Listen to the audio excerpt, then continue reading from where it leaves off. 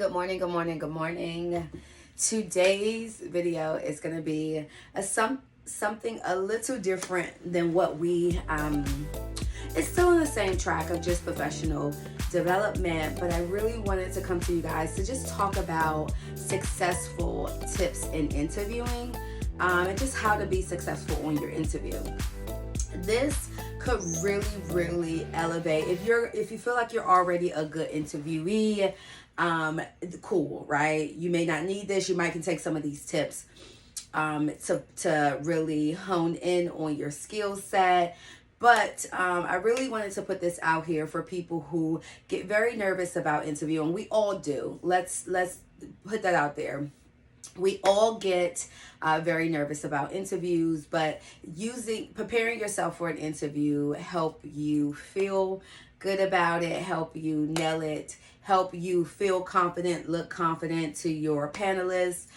So it's really important to prepare for an interview, girl. Don't you just go in the interview off the dome.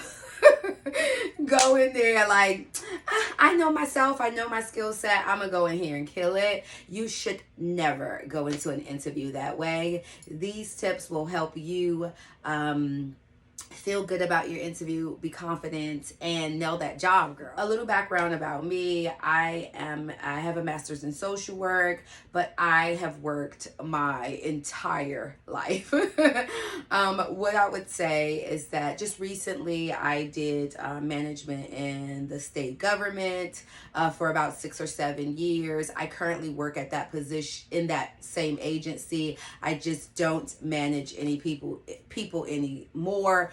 But I definitely did that about 6 years, and I supervised about 10 people in total. I've also done some supervising in the nonprofit spectrum. I have done onboarding for interns. I have trained political legislative staff, although I'm not an attorney coming into a congressman's office. So I have a good base in terms of professional knowledge, how people interview, what people are looking for when they're looking for an employee. What I would say to just ease your doubts about the interview, if you have come this far, if you are at the interview process, it said everything that is on your resume already is something that they can see as an asset to their agency or their company. So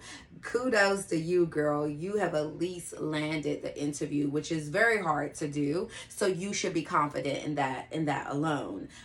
Your skill set is something that this position certainly can use, is why they're calling you in for the interview. So let's just get right into these tips, girl. So what I would first say is that whatever announcement or job listing that you actually have applied for, you want to keep that. Keep that, because that is going to be essential for how you actually prepare for the interview, right? You take that announcement, all those skill sets that say you're supposed to have, you review it and you study it. Which gets me to my second point. Girl, you're studying this like it's a midterm, like it's a final in college, right? You are going to prepare yourself. So if they ask you a question that you're not very familiar or you don't have a lot of skill base in, you can always flip that question into something that is directed toward what you know and what your mastery skill set is. So studying, and then it doesn't also seem off topic to the job, right? It's not like she just keep telling me about this when we asked her about that. Like, you can say very little about what you have in that level of expertise for that question, and you could say, however, I have a mastery understanding of this program or this or that and the other, where you can still highlight your skill sets, right? So you want to really study that announcement. For every bullet point that they have listed as a requirement for that job, you want to be able to ask yourself an interview question for it. So, for example, do you know Excel? Let's say that very Simple question, right? You may say, if you say you have to have you must be an expert, has some expertise in Excel. You will say, please describe to yourself when you're studying, you'll say, please describe your level of expertise in Excel. And then you'll answer that question based on that bullet point, right? So when you're preparing yourself, you have already hit all the list of things that on that announcement that they have asked you for yourself in a question. And listen, I've done it as well. There may be bullet points on that announcement that you're not very familiar with. And you may have your answer when you're studying may be very, very short for that bullet point, but you can flip that question and then go into something else that you also know is relevant to this announcement. But say, I have minimal experience with this, although I'm familiar.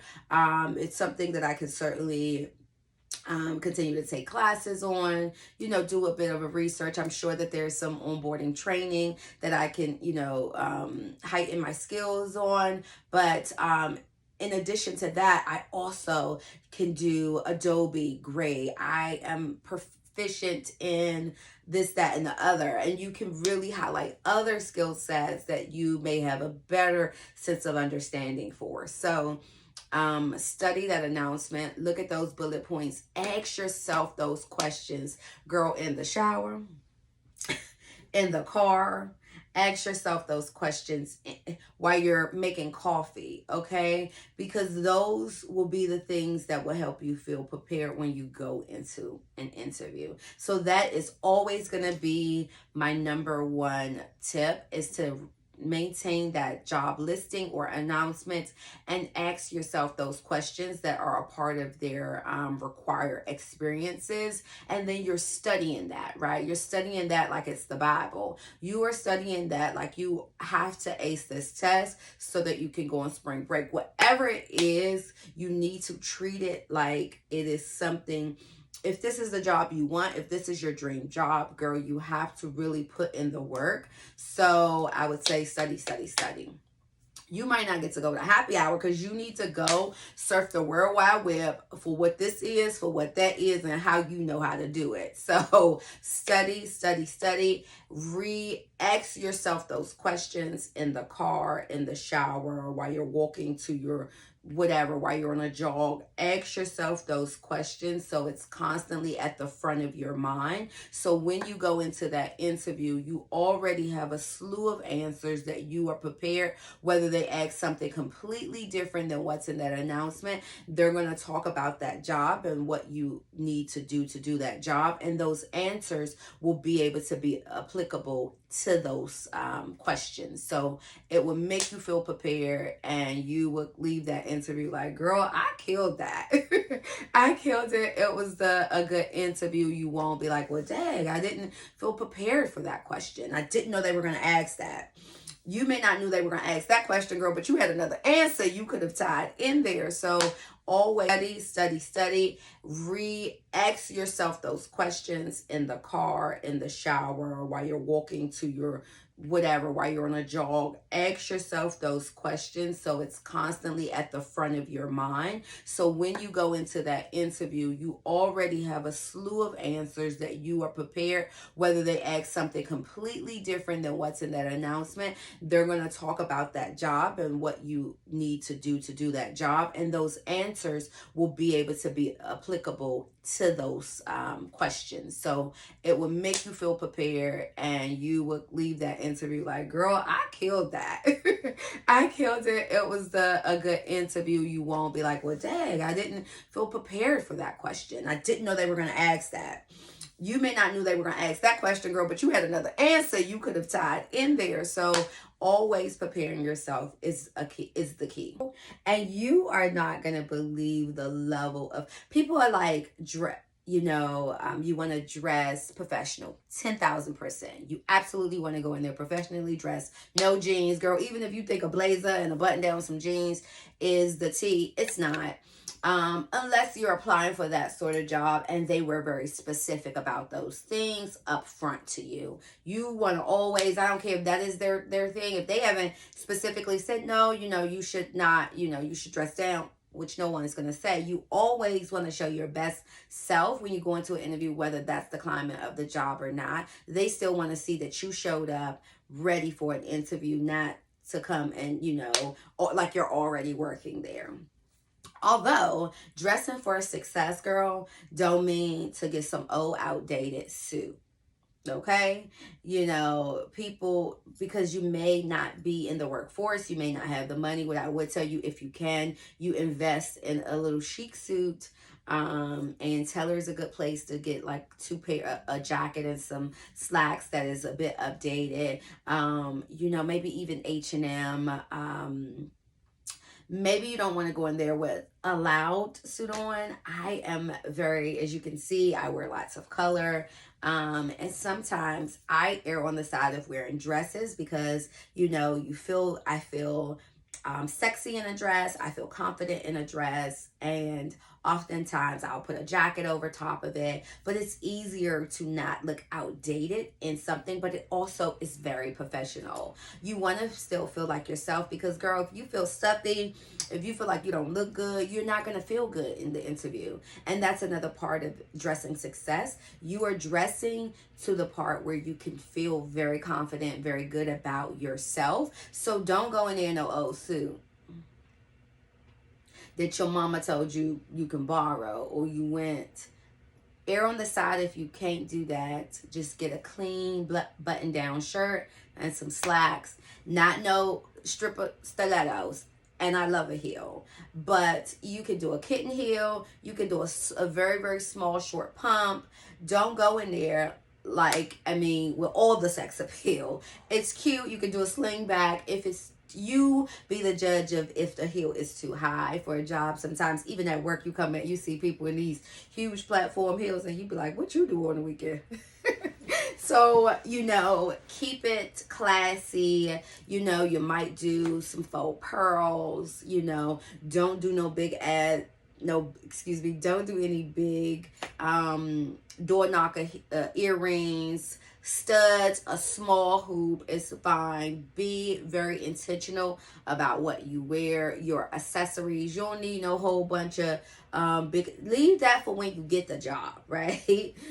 Be all of those things and do all of those things in your attire when you actually get the job. But when you go in there, you want to set yourself to make yourself look very professional, so that you can stand out amongst other people who may come in there ill prepared, who didn't see this video and came in there looking like, the 90s, okay, in those suits. So just dress confident. I think, and I don't know if H&M still have it, but they used to have just simple button downs for like $17.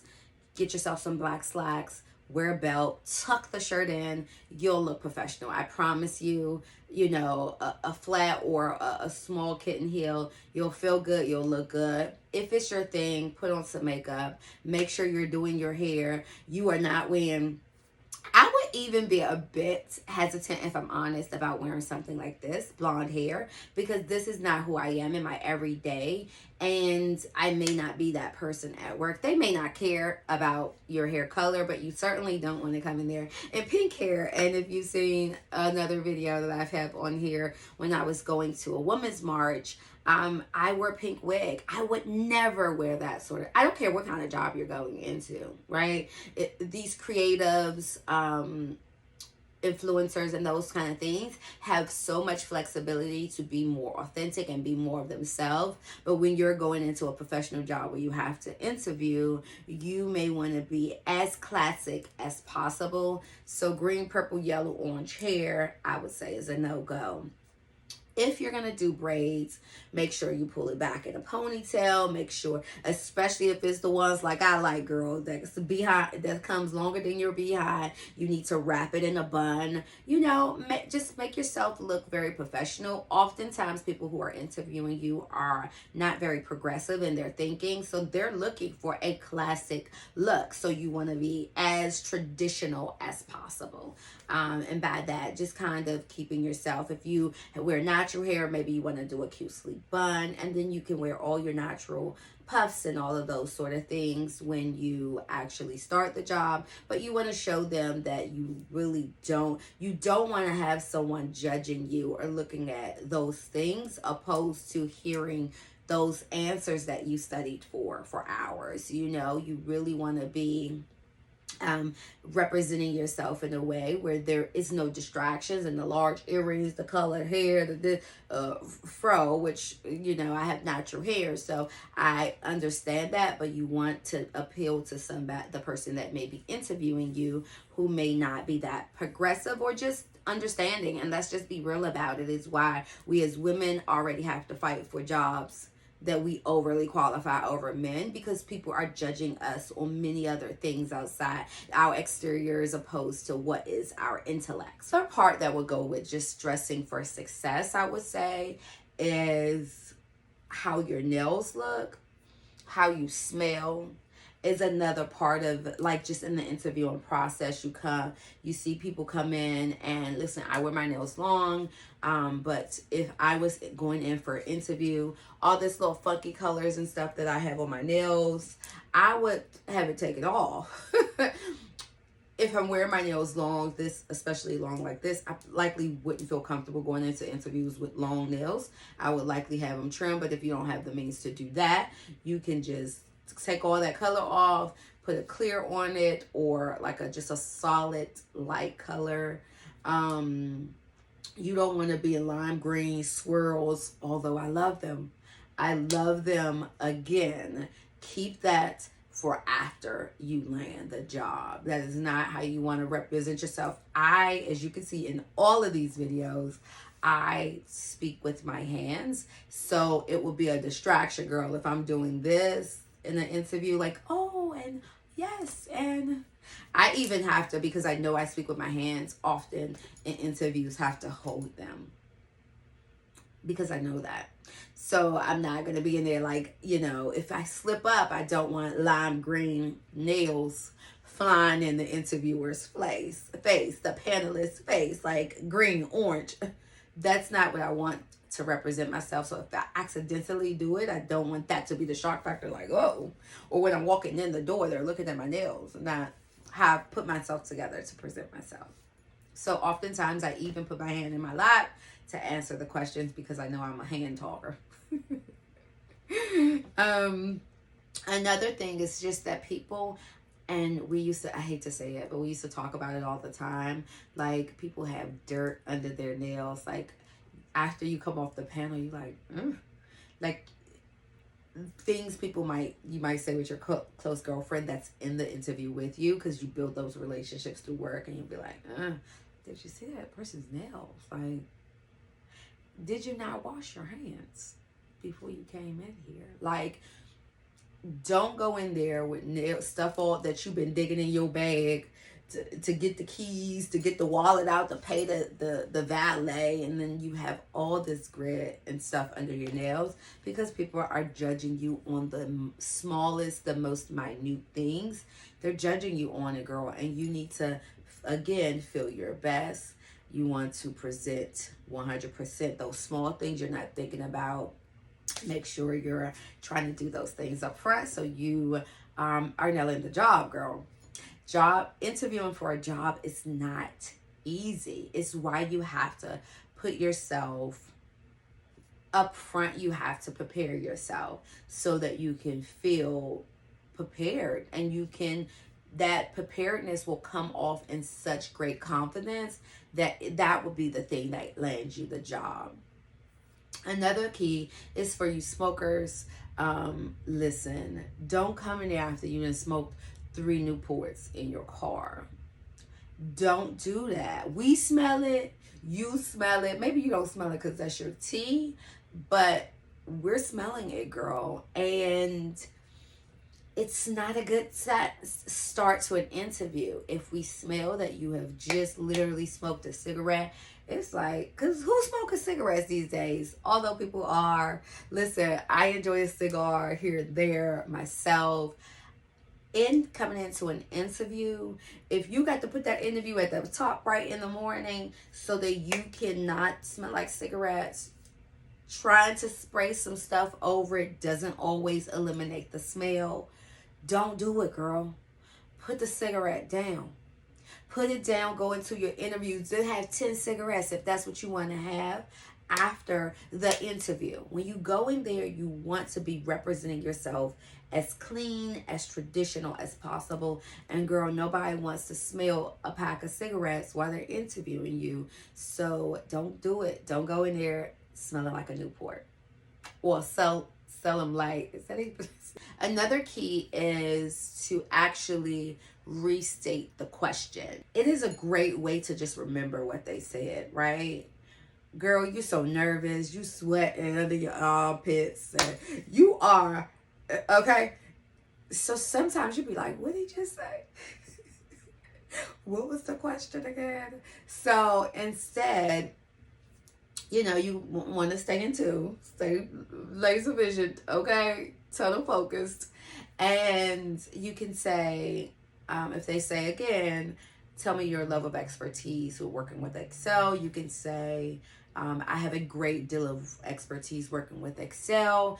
In this position, we ran our budgeting projects through it, right? You restate the question because that helps you stay on track when you're giving an answer, girl, because there's also the interviewee who just kind of round about the question and then they be like, what was the question again? They done told you about their pop, they done told you about their family, their mama, uncle, sister, brother, and then they answered the question. So trying to restate the question helps you stay in tune to what that answer needs to be, and also just remembering the question up front. So that's a good key. Oftentimes I tell my daughter this when she was applying for private schools or had interviewing for private schools and or interviews herself, so when we will practice, because that's another great way if you have someone that you can just do mock interviews with. Through my professional career, I've done some advocacy, is why my business name is Atwater Advocates. And in that advocacy, I used to work with adjudicated youth, and we will do mock interviews with them and prepare them for just a basic interview. And it was the most rewarding part of the job, but I loved it. They enjoyed it. And these thugs, right, that had been the villain in their communities, allegedly, would come in there and be so stoked about all the work that they put in to interview. We would have guest panelists come and actually interview them that they didn't know and give them feedback afterwards. It was great. It was so rewarding. And girl, they would do stuff and say stuff, and that was another thing we also shared with them, like repeat the question so you can know what you have to say following it. So I will also give you that, Tisas. Just make sure you repeat the question so that you can know like what you're gearing to say. And then you can say, I also have done in this Excel, have also done XY. Don't be afraid to ask them, repeat the question. Sometimes, many times when you're on a panelist style interview, these questions are twofold, threefold. So they're saying, tell me how to do this and give me an example for, so you may miss something and you could say, I'm not sure if I answered that question. Can you repeat the last part of that question? Or it's okay to say, I'm sorry, can you repeat that? I just want to make sure that I'm understanding the question, and they're okay with it. Like, it's not, we're, as a panelist, you're not looking down on that. So repeat that. When all else fails, ask them to repeat. I will bring to you guys is to just, at the end of the interview, I don't care if you felt like, I don't know about how I did it, but I know, girl, with these tips, you're going to feel like you have nailed it down, okay? Nailed it down, and you're going to be on your high horse, girl. You're going to be like, yes, I'm ready for this. I'm ready to ask the next question. I'm ready to, engage them about some things I want to know about this job. It is essential that you ask at least one question when they say, do you have any questions for us? Don't say, no, I think I understand, girl, because you don't. You don't know, you can ask a question, a good question to ask, because I don't know what you're looking for in terms of the job and how soon you need a job. The easiest question to ask is, when are they looking to fill the position? Right? That is something you might want to know too, so that you can get some feedback of when you should be hearing back from them. If you have other offers on the table, girl, because I mean, when you use these tips, you're gonna have other offers on the table, and you want to make sure that that may be your number one choice. So simply ask, when are they looking to fill the position? You know, what does a typical day looks like in this particular position? You know, how many people are currently working on the team? You know, what would be one of the smart like, you can ask a number of questions that you want to know. Don't ask about salary. Everybody say that, girl, because once you get the job, it's up to you to negotiate what it is you want and whether or not you will accept it or not. Because remind you, you are doing them a service. You are the prize. They need someone to fulfill this position. So once you have nailed it, once they have offered it to you, asking about salary is between you and the HR person, not you and the interviewee, because ain't none of their business. Because on the spectrum, it may the salary base could be starting, let's say 70,000 to 124, and you may be advocating based on your level of experience closer to the 124, and that is between you and HR or whoever their hiring manager is, and not the people who are interviewing you. So do not ask that, but certainly ask questions that you may want to know. Vet it with yourself, vet it with your friend who you may do the mock interview with, to just get practice. And ask them, like, okay, do you think that this is an okay question? So they can like, girl, don't you ask them that. But at the worst, when all else fails, ask them when they're looking to fill the position, so that you can at least have at least one follow-up question, you guys. I hope these tips are useful. I have a whole blog post about how to interview and just some tips on it, girl. I would say that I enjoy interviewing. I have, throughout my career, have landed all my interviews except for one. I have gotten an offer with all the places that I've interviewed except for one. And that was within an agency.